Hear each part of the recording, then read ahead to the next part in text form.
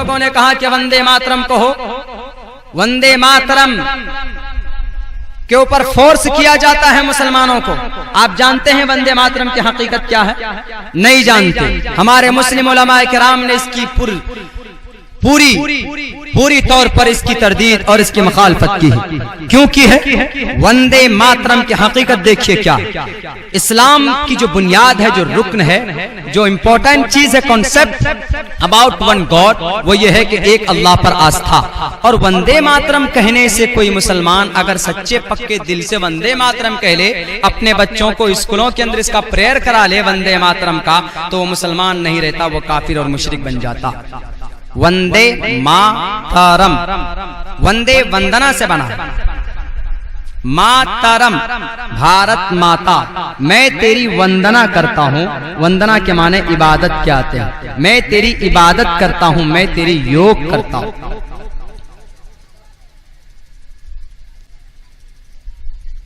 ये जिन लोगों को मालूम है उन्होंने ये आवाज नहीं उठाई।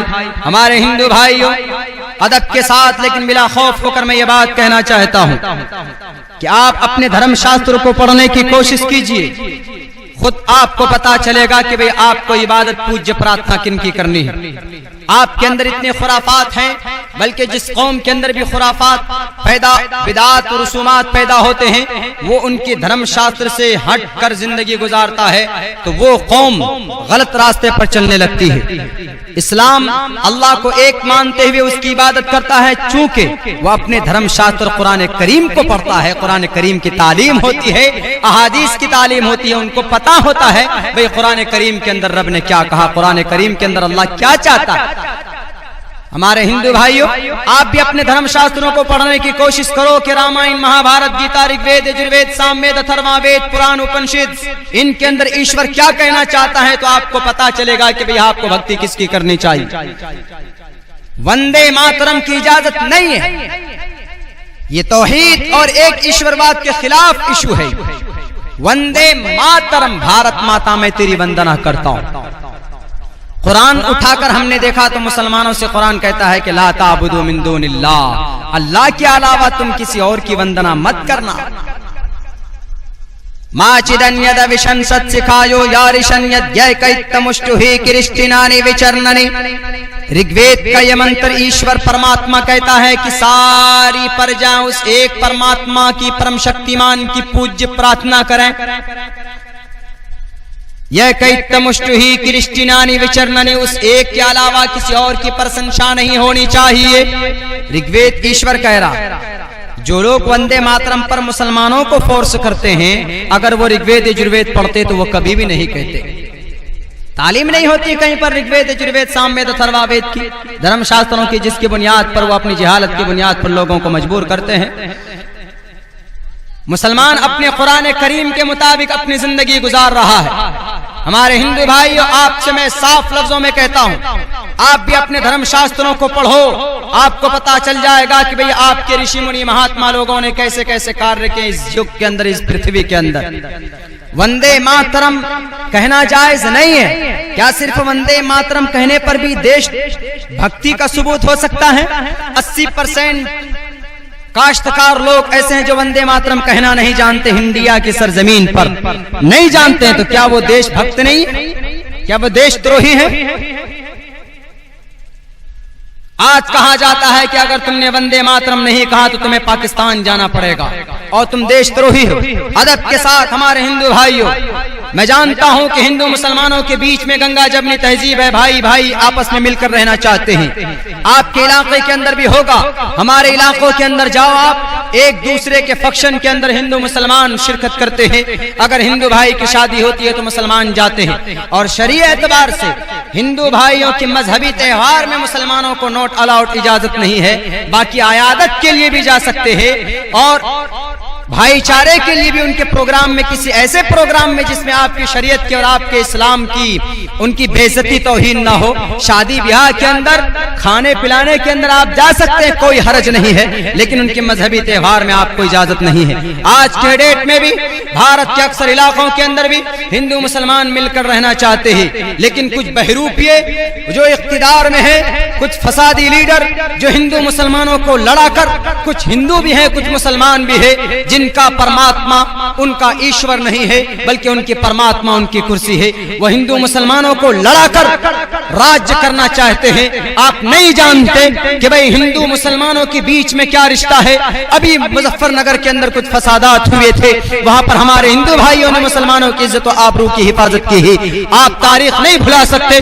आप अभी जाओ हजारीबाग झारखंड के अंदर, अभी 2 हफ्ता पहले आपने न्यूज़पेपर के अंदर पढ़ा होगा 35 मुसलमानों के दुकानों को नजरआतिश कर दिया गया। किस बुनियाद पर कि मुसलमान देशद्रोही है, मुसलमान फसादी है, मुसलमान कोई आतंकवाद है।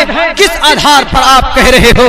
भाई श्री कृष्ण का पैगाम है अहिंसा सत्यम करोदस्तयागा शांतिरपैशुनम दया बुलेश्वलो लूप्तवम हीर चापलाम। श्रीमद् भगवत गीता 16वां अध्याय 2 मंत्र। श्री कृष्ण जी विष्णु के 8वें अवतार महाभारत के मैदान में कौरवों को और कंस मामा को मिटाने के लिए श्री कृष्ण आए थे इस दुनिया के अंदर। तलवार उठाई थी, श्री अर्जुन के जरिए से कहा था कि इनका वध करो, इन जालिमों का, जो राक्षस है, जो फसादी है, जो ऐसे लोग हैं जो गरीबों का खून चूसते हैं। श्री कृष्ण ने कहा था कि इंसानों, किसी भी मनुष्य का तुम खून, किसी भी मनुष्य को अपनी जुबान से तुम तकलीफ मत देना। आज पूरे इंडिया के अंदर, पूरे भारत के अंदर बेचारे इन मासूम को तड़पा कर मारा जाता था, मारा जा रहा है आज के डेट के अंदर। हमारे हिंदू भाइयों और इन जालिम लीडरों से मैं पूछना चाहता हूं, जो हिंदू मुसलमानों को लड़ाना चाहते हैं अपनी कुर्सियों और अपनी सियासत की रोटियां सेकने के लिए, श्री कृष्ण का ये पैगाम देखो। उधर एक परमात्मा भगवान कह रहे हैं श्री कृष्ण जी, अहिंसा सत्यम करोदस्तयागा। किसी इंसान पर अपनी जुबान से उनको तकलीफ मत देना। अहिंसा सत्यम, सदा सत्य और प्रिय बोलना, करोदस्तयागा, गुस्से को थूक देना।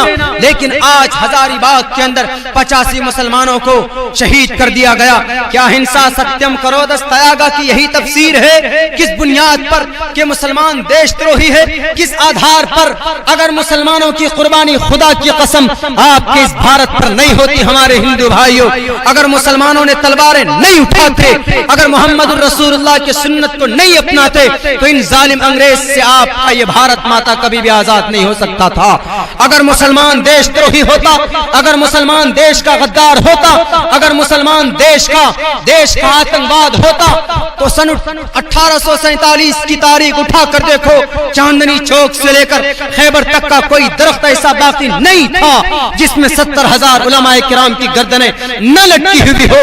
और तो और दिल्ली की जामे मस्जिद की सहन को उठाकर देखो, शामली की मैदान को उठाकर देखो, वहां पर आज भी हिंदुस्तान के अक्सर जगहों के अंदर आज भी 1.5 फीट जमीन मुसलमानों के खून से रंगीन है। किस बुनियाद पर? भारत की धरती को बचाने के लिए उन जालिम अंग्रेज से किन्होंने 70,000 उलमाए किराम ने, अगर ये देश के गद्दार होते, अगर ये देशद्रोही होते, अगर ये देश के आतंकवाद होते, तो ये 70,000 उलमाए किराम फांसी के फंदे पर नहीं चढ़ते। अगर आज के डेट में आप कहते हो कि मुसलमान गद्दार है, तो इनकी कुर्बानियों का पहले ये सिला पेश करो। और तो और आपने ये कहना शुरू कर दिया कि मुस्लिम बादशाहों ने तलवारों के आधार पर इस्लाम का प्रचार किया था। किस बुनियाद पर? और नाम जोड़ दिया कि अल्लाह के साथ अकबर बादशाह का नाम लिया जाता है। आप जरा इनकी तारीख को दोहराओ। अगर ये मुस्लिम साम्राज्य नहीं होते, अगर ये मुस्लिम बादशाह नहीं होते, कसम खुदा की पूरी दुनिया के अंदर आज आगरा का ताजमहल 7वें अजूबे के नाम से जाना जाता है। अगर मुसलमान इंडिया का देश का गद्दार होता, अगर अपने भारत का गद्दार होता, तो आगरा का ताजमहल नहीं बनाता। अगर मुसलमान इस देश का देशद्रोही होता, तो ये दिल्ली की लाल किला कभी नहीं बनवाते, ये कुतुब मीनार की बुलंदी नहीं देते। ये किनके बनवाए हुए हैं? इन्हीं मुस्लिम साम्राज्यों के बनाए हुए हैं। और तो और मुस्लिम अलीगढ़ यूनिवर्सिटी पूरी दुनिया के अंदर 45% हमारे हिंदू भाइयों के स्टूडेंट और उनके बच्चे पढ़ते हैं। अगर मुसलमान इस देश का गद्दार होता, तो इतनी सारे हिस्ट्रिकल पैलेसेस नहीं देते। हम कहते हैं, आज भी कहते हैं कि मुसलमान अगर कुर्बानी पेश नहीं करते, तो आज ये भारत माता, आज ये भारत की सरजमीन आजाद नहीं होती। क्या जरूरत थी मौलाना कासिम नानोतवी के कनपट्टी पर गोली लगवाने की? बेहोश होकर गिर गए, खून का फव्वारा निकल रहा है। किस बुनियाद पर? देश को बचाने के लिए।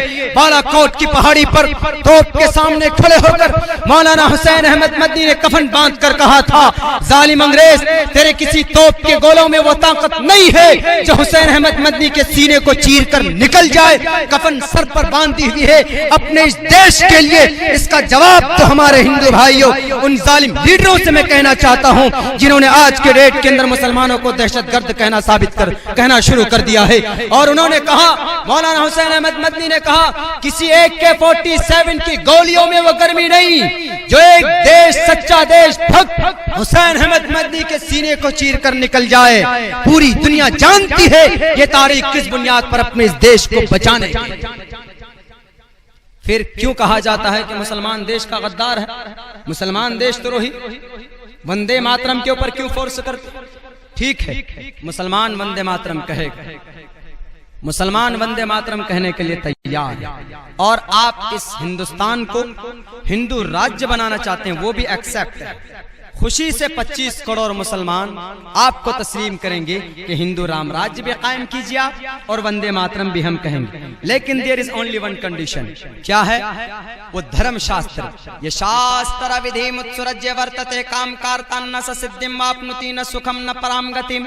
श्रीमद् भगवद गीता 9वें अध्याय का 23वां मंत्र ईश्वर कहता है, ये शास्त्र विधि मुत्सुरज्य, जो मनुष्य धर्म शास्त्रों को मुत्सुरज्य छोड़ देता, नहीं मानता, ऋग्वेद यजुर्वेद सामवेद अथर्ववेद, वर्तते काम कार्ता, नफ्स परस्त हो जाता है, ना सा शुद्धिम वाप्नुति, उसको निजात नहीं मिलती, न सुखम, न सुख मिल सकता है, न पराम गति, न पर मरने के बाद वो कभी स्वर्ग जा सकता। कौन? जो इंसान धर्म शास्त्रों को नहीं मानता। भगवत गीता 5वां वेद जिसको कहा जाता, हमारे हिंदू भाइयों के हर घरों के अंदर पढ़ा जाता है ये। अब देखिए, श्रीमद् भगवत गीता का यह पैगाम हमारे हिंदू भाइयों के लिए जरूरी है कि वेदों को मानो।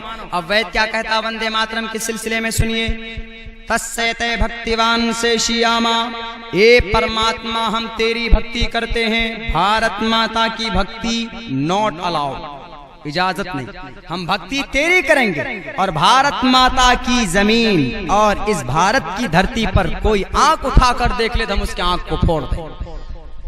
हम भक्ति सर तस्सैते भक्तिवान से शियामा, ए परमात्मा हम अपने सर तुम्हारे सामने झुकाएंगे, लेकिन भारत के लिए अपने सर को झुकाएंगे नहीं, अलबत्ता हम कटाने के लिए तैयार।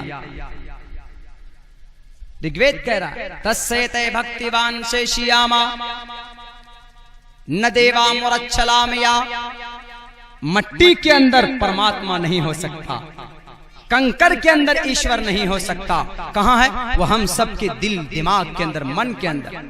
न संदरोषी तिष्ठति रूपमस्या न चक्षुषा पश्यते कश्चनैनम। परमात्मा हर जगह मौजूद है, सिर्फ एक धरती के ऊपर नहीं। जितना धर्म हमको प्यारा है उतना ही हमको ये देश भी प्यारा, ये मुल्क भी प्यारा, मोहम्मदुर रसूल, बल्कि देश से मोहब्बत करना ये मोहम्मदुर रसूलुल्लाह की सुन्नत भी। आप अलैहिस्सलाम जब मक्कतुल मुकर्रमा से बाहर जा रहे थे, उन जालिम उत्बा शैबा वलीद हंज़ला ने आपको मजबूर कर दिया था हिजरत करने पर, तो रब बाहर निकल कर रो कर कह रहे थे कि काबा ए मक्का, तुझसे ज्यादा प्यारा इस कायनात के अंदर कोई शहर मुझे नहीं है। अगर ये लोग मजबूर नहीं करते तो मैं तुझे छोड़कर नहीं जाता।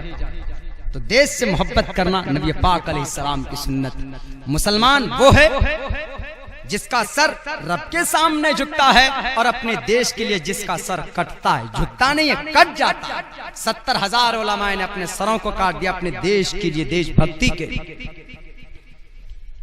तो वंदे मातरम कहने की इजाजत वेदों में भी नहीं है। वेद साफ लफ्जों में कहता है,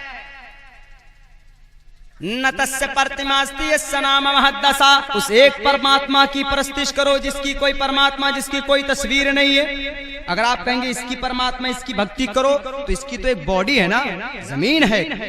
न संदरोषी तिष्ठति, जमीन के अंदर परमात्मा नहीं है, परमात्मा हर जगह पर मौजूद, अल्लाह हर जगह पर मौजूद, ईश्वर हर जगह पर मौजूद। तो जब वैद मना कर रहा है तो इसीलिए हम उसको फॉलो नहीं कर सकते। तो अब जितने भी हमारे इन जालिम लीडर हैं जिन्होंने कहा कि वंदे मातरम कहो, अब उनको इस मैटर पर अमल करना चाहिए कि वंदे मातरम के ऊपर मुसलमानों को फोर्स ना करे। क्यों? मुसलमानों का कुरान ही नहीं, उनका वैद भी मना करता है। मुसलमानों का कुरान तो मना करता है साफ लफ्जों में, ला ताबुदू मिन दूनिल्लाह, अल्लाह के अलावा किसी के सामने सर मत झुकाओ। तो मुसलमानों ने एक्सेप्ट कर लिया, लेकिन वंदे मातरम की मखालिफत वैद ऋग्वेद कर रहा है। तस्से ते भक्तिवान से शियामा, परमात्मा तेरी ही भक्ति करते हैं, किसी और की नहीं।